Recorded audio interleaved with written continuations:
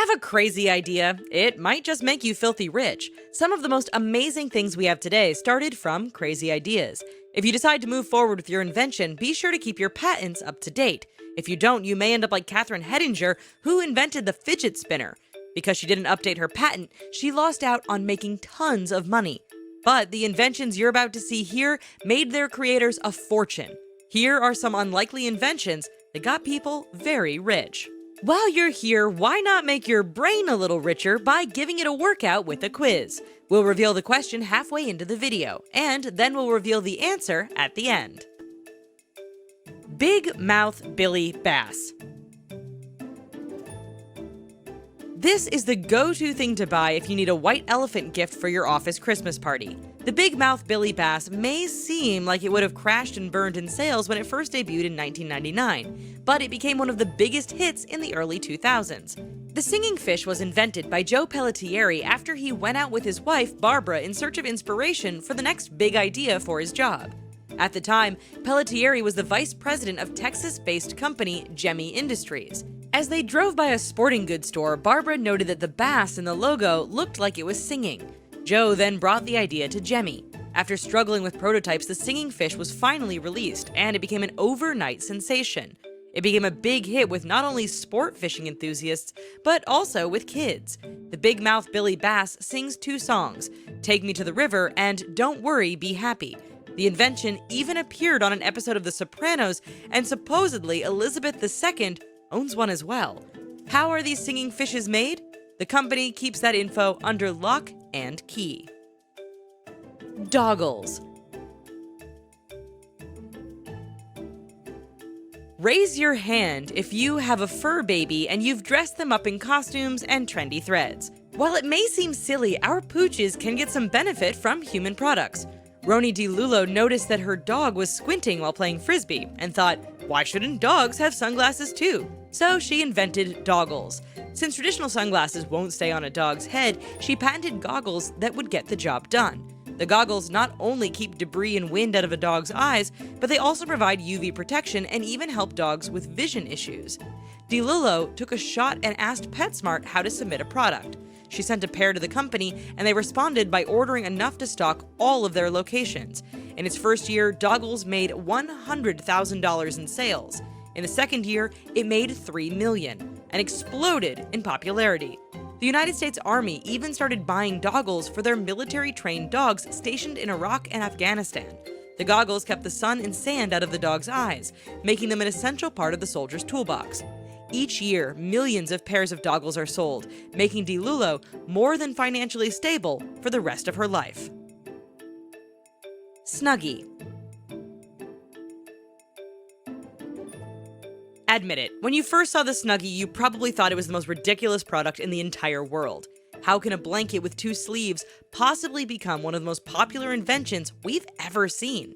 It all comes down to advertising. Before the Snuggie was even a glimmer in our minds, it actually had two predecessors, the Slanket and another called the Freedom Blanket.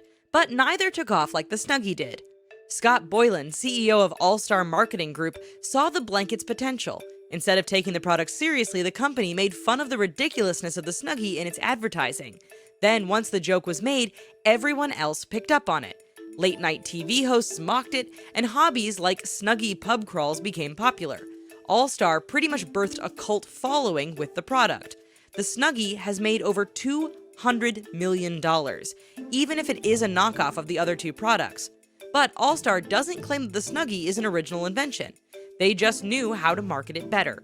Today, there are even Snuggies for kids and pets, which might go well with that pair of Doggles. Plus, different brands continue to partner with All-Star for collaboration. Koosh Ball. Some of the world's greatest inventions are inspired by a need when there is nothing out there in the market to fulfill it. In 1986, Scott Stillinger was struggling to teach his two young children how to play catch. They had a hard time gripping the ball, oftentimes dropping it. So Scott hit the drawing board and ended up creating a ball out of rubber bands with the strands surrounding the rubber center. Scott felt so confident about the idea that he took it to his brother-in-law, Mark Button, who worked for Mattel. Scott and Mark, along with their wives, quit their jobs to create the company Odds On Products Incorporated to make the Koosh ball. Why the name Koosh? It was named after the sound it made when caught. In 1988, the Koosh ball hit stores in time for the holiday season, selling 50 million balls in the initial run. Books, accessories, and more, all Koosh themed, sold like hotcakes off the shelves of toy stores. Despite mockery and criticism for the odd invention, the Koosh ball was making millions, averaging about $30 million a year. In 1997, Odds On Products Incorporated was bought out by Hasbro for $100 million. Plastic wishbone. If you're a past or present meat eater, then you probably know about the endless bickering that occurs every Thanksgiving over who gets the wishbone from the turkey. We all want our wishes to come true, and societal habits have made us believe that a turkey bone can help bring those dreams into fruition. Since most families only get one turkey, your family was doomed to endure said bickering every year and probably continue to do so. In 1999, Ken Aroni came up with this idea after Thanksgiving landed on his birthday and he encountered endless arguing over who got the wishbone. He decided to come up with a fake wishbone that would break just like the bone. 5 years later, the idea became a reality when he invented the plastic wishbone as a way to end the holiday fighting. Even vegans and vegetarians could get a plastic wishbone without feeling guilty over an item derived from turkey bones. In order to spread his product, Ken started the Lucky Break Wishbone Corporation. Each year, the company makes millions of plastic wishbones made from a material that not only breaks like bone, but doesn't shatter or make a mess. Not only does the company make millions of plastic wishbones, but they also make millions of dollars, lining Ken's pocketbook quite nicely. Let's take a break and reveal our quiz question. Who is credited for inventing the swivel chair? We'll give you a hint, it wasn't a recent invention. Stay tuned for the answer at the end of this video. Billy Bob teeth. You've probably seen these teeth on Halloween or other events where bad teeth are a part of the dress code. But have you considered that someone is rolling in the dough from inventing such an obnoxious thing? We're in a society where perfect teeth are valued, which makes the success of Billy Bob teeth quite ironic. These messed up dentures are the brainchild of Jonah White and Rich Bailey. The pair met at a Missouri State University football game where Rich was trying to pick up girls with a set of self-made hillbilly teeth. Jonah asked Rich how he made the teeth, and the two became business partners. Over 20 million sets of Billy Bob teeth have been made, including different varieties of the jacked-up chompers. One set even features a piercing in one of the front teeth. Of course, this success can be perceived as a groaner, especially for parents who have spent a small fortune on braces for their children. In 2006, their company hit the $40 million annual sales mark, with Billy Bob teeth sales reaching 95% of the world's countries. Jonah and Rich have branded out to include other gag and joke products outside of their famous teeth, further contributing to their multi-million-dollar success. Smiley face. Remember that scene in Forrest Gump where the titular character is running and a t-shirt salesman approaches him looking for inspiration on a new idea? Some mud hits Forrest and he uses the salesman's shirt to clean his face, which makes the famous smiley face appear from the mud pattern. Then Forrest jogs away saying, "Have a nice day." Well, that's not exactly how the smiley face was invented. In 1963, Harvey Ball made $45 from drawing a smiley face for his PR company client, State Mutual Life Insurance. After drawing the smiley face, he left it at that. Ball never bothered to trademark the image. When two brothers named Bernard and Murray Spain saw the potential of the image and decided to buy the legal rights along with the caption, "Have a nice day," a legend was born. The two brothers started a novelty store and slapped the smiley face on everything possible. The smiley face hit its peak in popularity in 1971 and then diminished after 18 months, generating $50 million in sales. The brothers then opened a store called the Dollar Express, which continued to sell the smiley. Then they sold the chain to Dollar Tree for $500 million. Unsurprisingly, Harvey Ball and his son Charlie were kicking themselves after the smiley face took off with such popularity. Slinky. The Slinky is probably one of the most popular toy items in history. Raise your hand if you got your giggles from watching a Slinky go down the stairs. Spawned from a minor accident, the Slinky is considered to be one of the most unlikely inventions to ever become successful. In 1943, naval engineer Richard James accidentally knocked over a tin of spare parts. One of the parts was a spring that walked across his desk and down a stack of books to the floor. Inspired, Richard worked for a year to develop the right combination of steel and tension before launching the Slinky in 1945.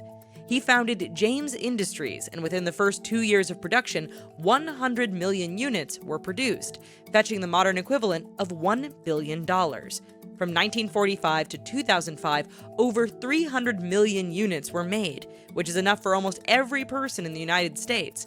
Richard's wife Betty took over the company after they split, and Richard joined a cult. She is the reason why the world still has the Slinky today, as she saved the company from Richard's debt. Betty sold the company to Poof Toys in 1998 and secured financial success for not only herself, but her and Richard's 6 children. Pillow pets. If you're a parent, or you have children in your life, or you're young at heart, then you probably own a pillow pet. These stuffed animals double as a pillow, and while it may seem unlikely that this product would be a huge hit, it was invented as a response to a need. As we've learned, inventions that respond to a need are wildly successful, no matter how ridiculous they are. In 2003, a mother named Jennifer Telfer noticed her son using a flattened stuffed animal as a pillow. There, she got the inspiration to create the first pillow pet. She and her husband had already started a company called CJ Products in 1996, so she had the resources to create and distribute. Jennifer had to deal with illegal knockoffs and fought to keep them from creating competition. In 2008, she started running commercials for pillow pets on children's television networks, and the product became a hit. As we know today, pillow pets are a multi-million-dollar business. Since 2010, over 30 million units have been sold. Jennifer hopes that a larger company will buy out pillow pets and that the brand will continue on a much larger scale. In the meantime, you can get a scented pillow pet to tide you over until the big company purchase. Pet rock. It is known as one of the greatest fads of all time, the pet rock. Really, all it is a rock inside a cardboard box that sits on a bed of hay. How in the world did someone create a multi-million-dollar empire out of that? In 1975, Gary Dahl managed to pack up a regular rock and become amazingly rich. In the first 6 months, the pet rock made $15 million. Gary was a former advertising executive and used his knowledge to make a fortune over something anyone can just find on the street. He packaged the rock with a set of instructions on how to take care of the pet, and sold each package for $3.95. After spending money on materials, Gary made about $3 from each sale, which is pretty good in the business world. He marketed the pet rock as a hassle-free pet, and for the era in which it was released, it was like the answer to a question that people didn't know they had asked. The pet rock fad eventually faded, but it was popular long enough to make it so Gary never had to worry about bills for the rest of his life. While Gary passed on to the Rainbow Bridge of pet rocks in 2015, his legacy survives. Who is credited for inventing the swivel chair? That would be Thomas Jefferson. It's believed that he drafted the Declaration of Independence while sitting on a swivel chair. Thanks for joining us on this epic journey of unlikely inventions that got people rich. If you enjoyed this video, be sure to let us know by liking this video and leaving us a comment.